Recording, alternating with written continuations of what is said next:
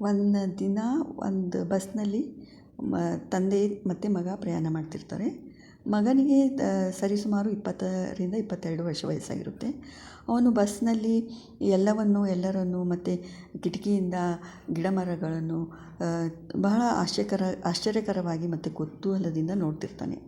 ಮತ್ತು ಆ ಥರ ನೋಡಿ ಅವನು ಆವಾಗೊಮ್ಮೆ ಇವಾಗೊಮ್ಮೆ ಹಾಹು ಅಂತ ಕೂಗಾಡ್ತಿರ್ತಾನೆ. ಆಮೇಲೆ ತಂದೆಗೆ ಏನೇನೋ ಹೇಳ್ತಿರ್ತಾನೆ. ತಂದೆ ಇದನ್ನೆಲ್ಲ ಕೇಳಿಸ್ಕೊಂಡು ಸುಮ್ಮನೆ ಇರ್ತಾರೆ. ಇದನ್ನೆಲ್ಲ ಗಮನಿಸ್ತಿರೋ ಪ್ರಯಾಣಿಕರಿಗೆ ಆಶ್ಚರ್ಯವಾಗುತ್ತೆ. ಏನು 22 ವರ್ಷದ ಹುಡುಗ ಬಾಲಿಶಾಗಿ ವರ್ತನೆ ಮಾಡ್ತಾನೆ, ಬುದ್ಧಿ ಏನೋ ಸರಿ ಇಲ್ಲ ಏನೋ ಹಂಗೆ ಅಂದ್ಕೊಂಡಿರ್ತಾರೆ.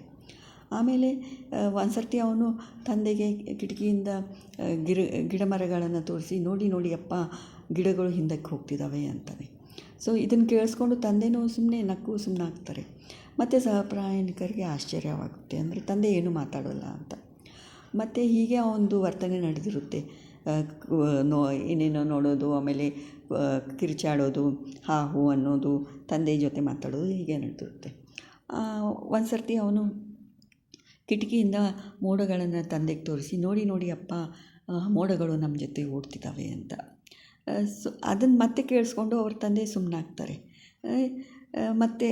ಮತ್ತು ಈ ಸರ್ತಿ ಪ್ರಯಾಣಿಕರಿಗೂ ಆಶ್ಚರ್ಯವಾಗುತ್ತೆ, ಯಾಕೆ ತಂದೆ ಮಾತಾಡಲ್ಲ, ಏನೂ ಹೇಳಲ್ಲ ಅವನಿಗೆ ಅಂತ. ಅವರು ತಂದೆಗೆ ಹೇಳ್ತಾರೆ ಸಹಾನುಭೂತಿಯಿಂದ, ನೋಡಿ ನಿಮ್ಮ ಮಗನ್ನ ಏನಾದರೂ ಒಳ್ಳೆಯ ಹಾಸ್ಪಿಟಲ್ನಲ್ಲಿ ಒಳ್ಳೆಯ ಡಾಕ್ಟ್ರಿಗೆ ತೋರಿಸ್ಬೋದಿತ್ತಲ್ಲ, ಈಗ ಈ ಸಮಸ್ಯೆಗಳಿಗೆ ಸರಳವಾಗಿ ಪರಿಹಾರ ಸಿಗುತ್ತೆ ಅಂತ ಹೇಳ್ತಾರೆ.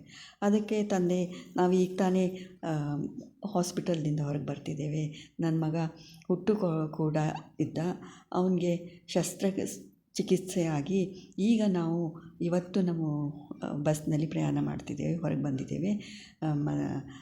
ಅವನಿಗೆ ಎಲ್ಲನೂ ನೋಡಿ ಆಶ್ಚರ್ಯವಾಗ್ತಿದೆ, ಖುಷಿ ಪಡ್ತಿದ್ದಾನೆ. ಅವನು ಖುಷಿ ಪಡೋದು, ಅವನ ಸಂತೋಷ ನೋಡಿ ನನಗೂ ಖುಷಿ ಆಗ್ತಿದೆ, ನನಗೇನು ಮಾತಾಡಬೇಕು ಅಂತ ತಿಳಿತಿಲ್ಲ ಅಂತ ಹೇಳ್ತಾನೆ. ಇದನ್ನೆಲ್ಲ ಕೇಳಿ ಪ್ರಯಾಣಿಕರಿಗೂ ಆಶ್ಚರ್ಯವಾಗುತ್ತೆ. ಮತ್ತು ಅವರಿಗೂ ತಮ್ಮ ತಪ್ಪಿನ ಅರಿವಾಗುತ್ತೆ. ಅವರು ತಂದೆಯಲ್ಲಿ ಸಾರಿ ಕೇಳ್ತಾರೆ. ಆಮೇಲೆ ಅವ್ರು ತಮ್ಮ ತಪ್ಪು ಏನಂತ ಅವ್ರಿಗೇನು ಗೊತ್ತಾಗುತ್ತೆ ಅಂತಂದರೆ, ಎಲ್ಲರ ಜೀವನದಲ್ಲೂ ಸಮಸ್ಯೆಗಳು ಇರ್ತವೆ. ಮತ್ತು ಯಾವುದನ್ನು ನಾವು ಹಗುರವಾಗಿ ಮಾತಾಡಬಾರ್ದು. ಯಾವ ವಿಷಯ ನಮ್ಗೆ ಗೊತ್ತಿರೋದಿಲ್ಲ ಅದ್ರ ಬಗ್ಗೆ ನಾವು ಮಾತಾಡಬಾರ್ದು. ಅದು ಇನ್ನೊಬ್ಬರಿಗೆ ಏನೋ ಅದರಿಂದ ಕೆಲವರಿಗೆ ದುಃಖನೂ ಆಗಬಹುದು. ಯಾರಿಗೂ ನಾವು ಆ ಥರ ದುಃಖ ಕೊಡೋ ಥರ ಮಾತಾಡಬಾರ್ದು ಅಂತ ಅನ್ಕೋಬೇಕು ನಾವು.